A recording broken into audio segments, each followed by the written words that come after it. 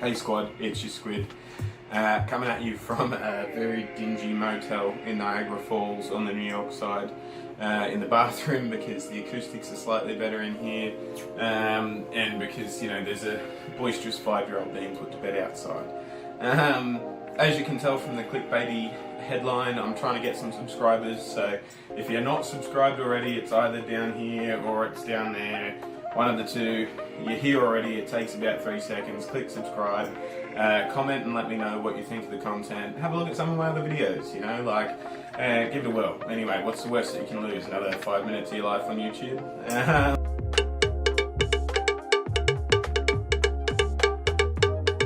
The title of this video is 7 differences between America and Australia from my perspective, which means I'm not going to be talking about gun control, I'm not going to be talking about healthcare, I'm not going to be talking about superannuation, I'm not going to be talking about minimum wage, I'm not going to be talking about schooling.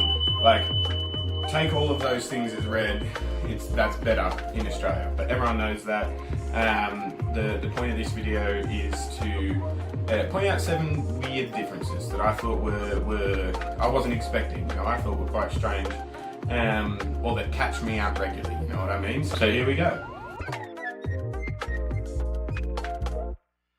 So, all the money in America looks the same. It's all just, you know, everything, you've seen it in the movies, you know, like the green and white sort of cash with the different numbers on it. And I'm sure there's a different president or like moment, person from history or building or whatever on each note as well, but all the money looks the same.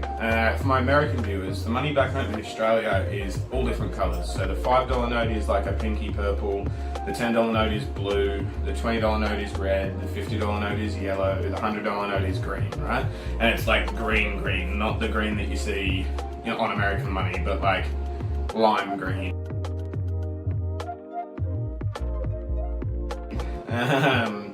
And yeah, it just makes things a lot easier in terms of when you're paying for things at a checkout, or when you're with a cashier or something and going through the motions, like just being able to glance in your wallet and go, oh, the red one, easy, as opposed to flicking through all the notes. And they have notes all the way down to $1. So it's like, here in America, so it's like, yeah, it can be quite tricky.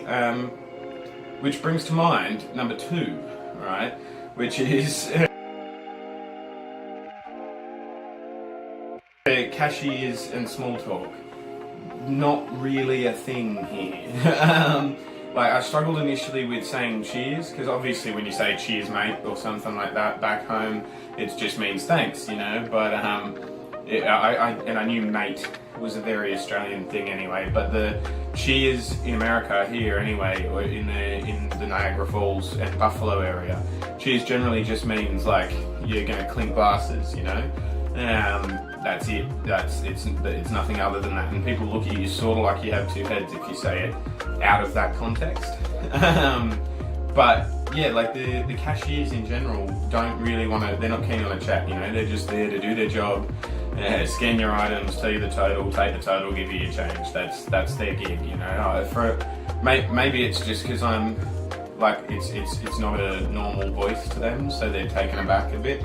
But yeah, so far it seems that people aren't really interested in having a chat here.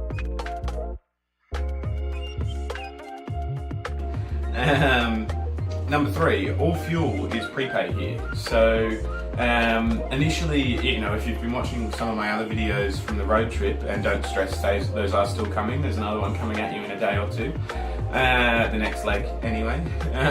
But if you've been watching those, you'll know that my initial thoughts on fueling up the cars and putting gas or petrol, whichever you want to call it, into the car was a bit backwards in America, because you have to either swipe your card and then fill up and it'll charge, or go into the petrol station and prepay. But once you actually get the hang of the prepaying on the machines, it's actually a lot better, I think. And I think America has the right idea in this sense, because you don't even have to talk to a person. You can just put your card in, it'll put a holding amount on, and then that'll be it, you know, like you fill up your car and you get back in your car and you're off your fuck. But, you know, I know we have those machines that you can preset it with your card and pay and all that, but it's just not really a thing that's done in Australia. the done thing, so to speak, is just you put the amount of petrol in your car, then you walk into the servo and you pay, but it works out better for the consumer, I think, in not having to go into the store, because I'm not going, oh yeah, Red Bull, I think I'll have one of those, or oh yeah, a packet of chips, I could go with that. And like, I'm not being suckered into buying anything in there. I've just paid for the fuel and gone, so I think that's an American win on that one.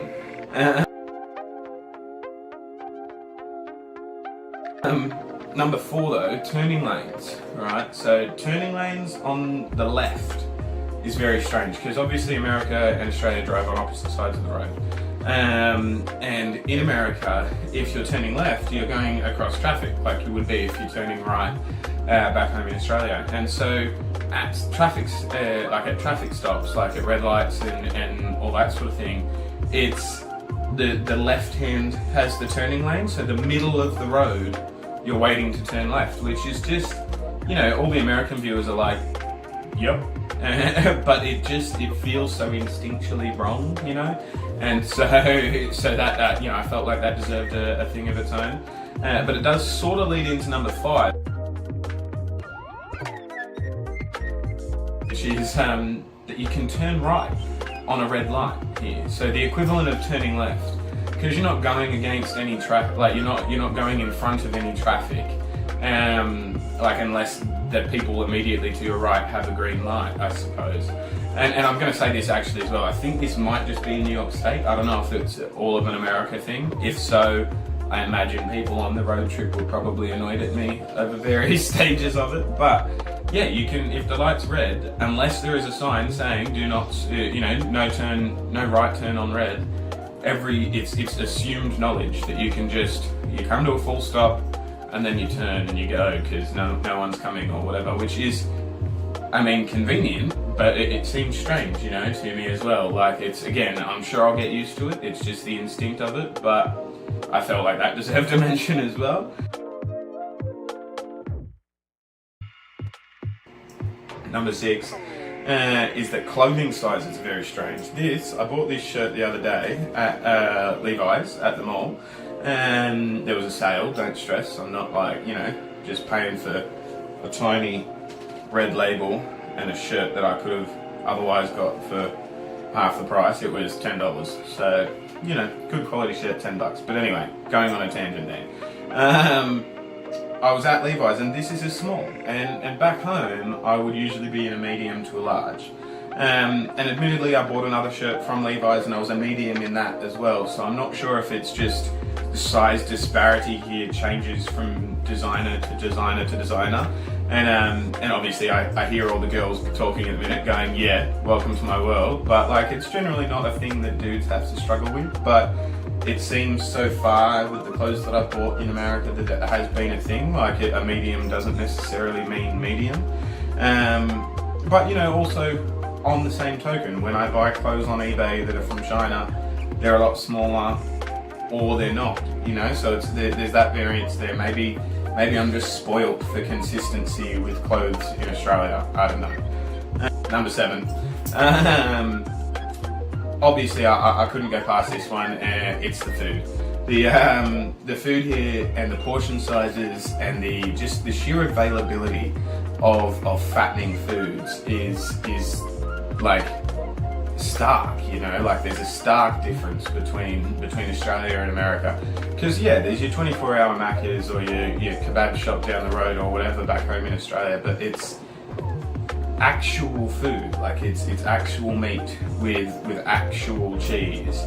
Whereas here it's, like, I don't know, maybe the meat's just different. Again, maybe I'm spoiled for my region where I am and I've always had good quality meat or something.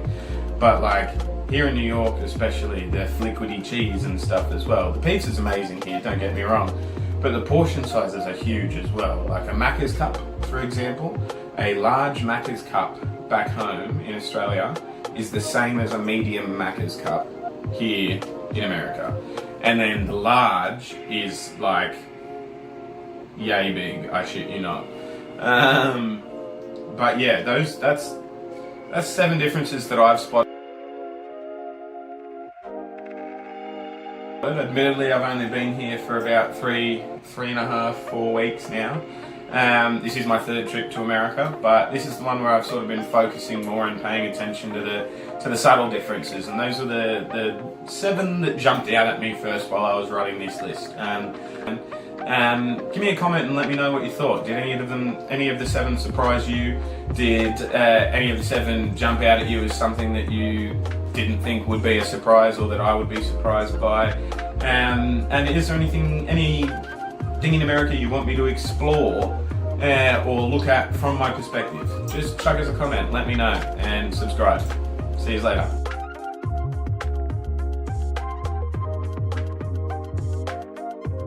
Don't stress, I'm not sitting on the toilet here, I'm sitting facing the toilet. You guys are on the toilet, not me, just so you can see. I'm in a chair. There we go.